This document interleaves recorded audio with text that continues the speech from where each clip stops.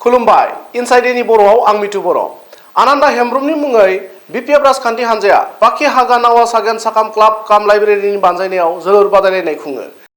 मख'जाथावदि रुंसारि आनन्द हेम्ब्रमा बिपिएफ राजखान्थि हान्जानि सासे गोख्रों दैदेनगिरिमोन। लोगोसे बिथाङा पखि हागा बिपिएफ दोलोनि आफादगिरि आरो 4 नं जमदुवार ब्लक बिपिएफनिबो लेङाइ आफादगिरि बिबान रुजुननानै खामानि मावबोदोंमोन। बिथांनि गोसोखांथि फुटबल बादायलायनाय खेलायाव बिपिएफ दोलोनि एमसिएलए मृत्युंजय नार्जारी आरो बारग' एमसिएलए रहिन्द्र ब्रह्ममोनजों लोगोसे माखासे दैदेनगिरि आरो रायजो राजाफोरा बाहागो लायो।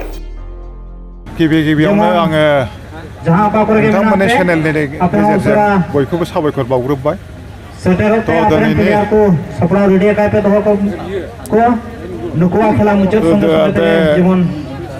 खेलाखौ जोंहा बिपिएफ दोलोनि आनन्द हेम्ब्रम होननाय सासे गोख्रों वार्कार दंमोन। बिथाङा थैनानै थांबाय। बिथांनि थैनायनि नामाव बिथांखौ गोसोखांनानै दिनैनि नैबे जोलुर बादायलायनायखौ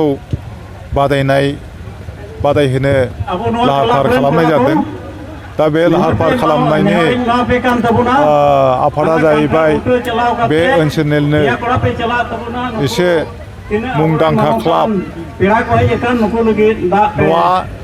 सेकेन्ड सागेन क्लाब पखि हागानि बिथांमोनहा अर्गानाइज खालामदों। दा बिथांमोनखौ आङो नोंथांमोननि चेनेलनि गेजेरजों धन्यबाद होनो गोसो जादों। खारन दिनैनि दिनाव खेला गेलेनाया खुब गोनांथार बादि आं सानो।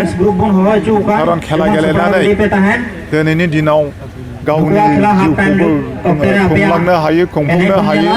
बेजों लोगोसे जोंनि इयुन जोलै जे गथ'फोर बे गथ'फोरखौबो उत्साह होनानै मोजां माने गेलेगिरि जिखुनु इभेन्ट्सआवनो बानायनो हायो।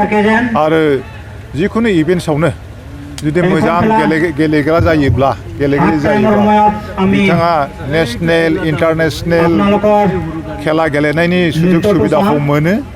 आरो बे सुजुग सुबिदाया गोदोनि दिनाव जोङो सेरखम गैयामोनब्लाबो दिनैनि दिनाव जोङो गासिबो इभेन्ट्सखौनो स्टेट लेभेल, नेसनेल लेभेल आरो इन्टारनेसनेल लेभेलाव गेलेहैनो थाखाय लामाफ्रा खुब धुवासै। माने मोजां गेलेगिरि जायोबा, मोजां गेलेग्रा जायोबा जोङो इन्टारनेसनेल, नेसनेल गेलेनो जोंहा लामानि अभाब गैला। दानि जे स्पर्ट्सआथ' दानि दिनाव मोनसेल' नङा, गोबांथार आयदा दं, गोबां इभेन्ट्स दङ। दा बेवहाय जोंनि गसाइगाव जिल्ला माने गेलेग्रा आफादा माने डिस्ट्रिक्ट स्पर्ट्स एस'सिएशना माने फोरोंनो थाखाय जोङो रेडि गासिबो इभेन्ट्सखौनो।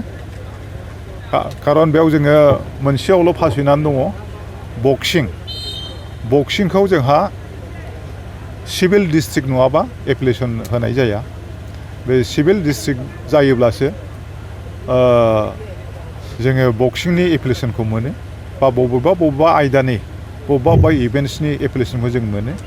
दा बे जोंहा गसाइगाव साब डिभिसना सिभिल डिस्ट्रिक्ट नङैलाय जों कयेकथा उसुबिदायाव फेस खालामनाङो आरोखि।